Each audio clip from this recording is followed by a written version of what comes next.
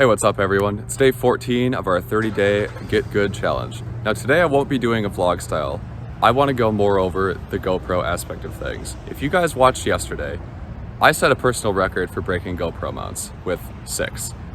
I was so sick of that stuff. So I went home that night and I designed a different mount that is more of the ones that you would typically see on Freestyle quads. So this guy here, it's the same PETG hard case material, and what I have here is these two little screw holes, and it's at a 25-degree angle, which is what my camera tilt is, and that would mount onto, it's broken now, but an adapter piece there. The intent with this is that I could print a different angle of this piece and mount it on the same base here. I had high hopes for this because the material was a lot thicker around where the camera mount attached to, but unfortunately, I ran into the same exact issues. Not that I'm really that surprised, I was just hoping for a little bit better performance. So what do I like about this new design? Well, first of all, I like that this is a fixed angle. I noticed that I could actually tell during flight too. It felt much more rigid.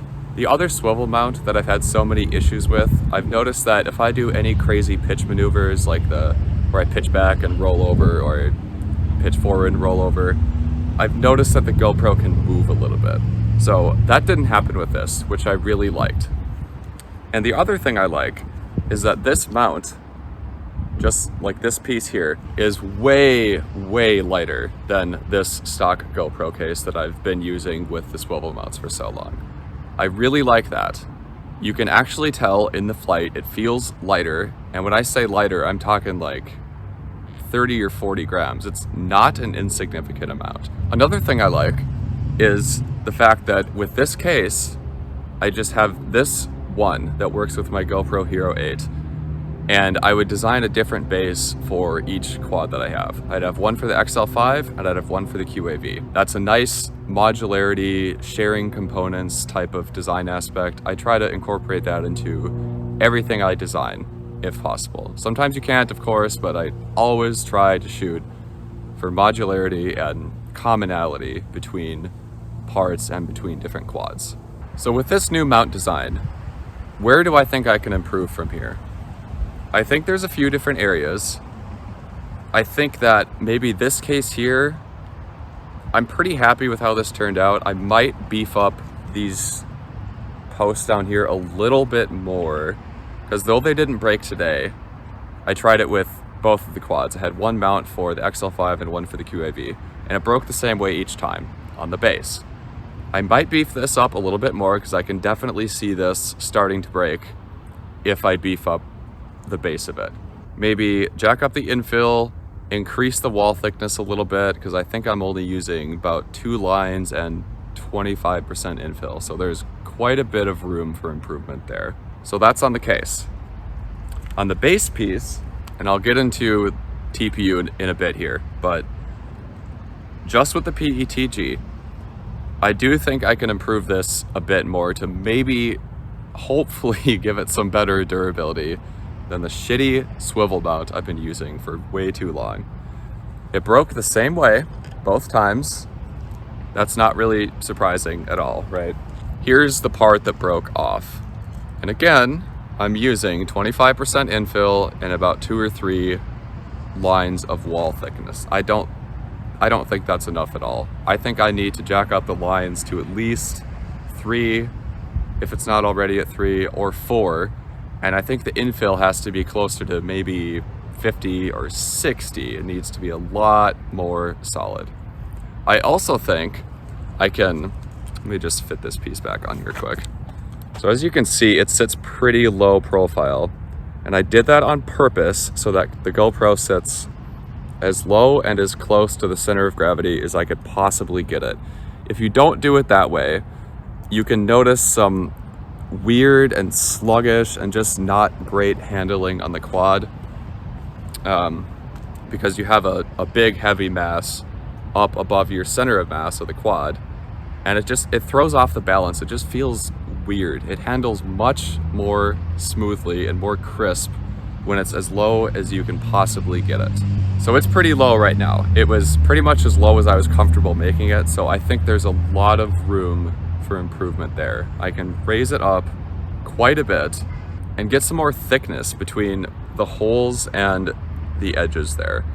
Now, where I have this backwards, where this attaches is actually where it broke, right? I think the infill and the wall thickness, and maybe the top and bottom thickness also, will fix that issue. But as you guys have probably noticed if you're into designing stuff, if you beef up one section of something, it makes that stronger, sure. But what sometimes happens is now you transfer all that force to the next weakest component. And in this case, the next weakest component would be the proximity of the holes to the walls. So I think by doing my infill, my wall, my top and bottom thickness, and moving this whole thing higher so that there's just more material in there, I think the combination of those two things will make this as strong as it can possibly be. I don't think weight will be too much of an issue because, like I mentioned, we have like 30 or 40 grams to work with. It's time to talk materials. Now, I fully understand that I can only go so far using this more rigid material. That's just a fundamental limitation of using a more brittle material on something that has high impact energy and something that essentially is a car crash, but in the air, so like a drone crash.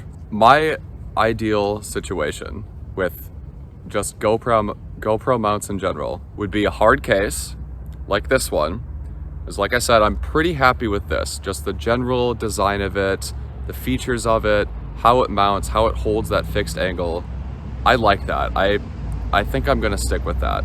The hard case is nice because if you run into something like a brick wall or concrete or asphalt or really anything, if you have a soft TPU piece that's actually covering the GoPro, what I've found with TPU is that it's not very good at resisting that type of crash. You can tear it really easily or poke holes in it. It is gummy, so it does absorb impact pretty well, but it does rip and tear and abrade easily. That's what I've found. The hard stuff, yeah, it may shatter and it may break off in pieces, but it's a hard protective shell. It's like armor for your GoPro or whatever you have it on. For like abrasion resistance and that side of the crashing, I think this is a good material choice to use. But the way it mounts, that's where we're gonna start talking about TPU. Have this case and have a TPU base. And by doing that, I think that we will combine the best of both worlds here. We're gonna have the nice abrasion resistance of this and just the general hardiness of a hard material. And we're gonna combine it with the flexibility and impact strength of the TPU. Now, I wanna get into a little bit of physics of crap, so bear with me here. In a crash, in order to avoid breaking stuff, what do you need to do? What are the things you're trying to optimize? You're trying to increase the amount of time that some object goes from full speed, like in flight, to zero being the crash or the point of impact. You want to draw that time out as much as you possibly can. That's why in cars, if you've ever heard the term crunch zone, that's essentially just some length that a crash happens over, and that acts as like a shock absorber for the crash. It delays that deceleration process. It reduces the force because it reduces the acceleration, if that makes sense. F equals ma.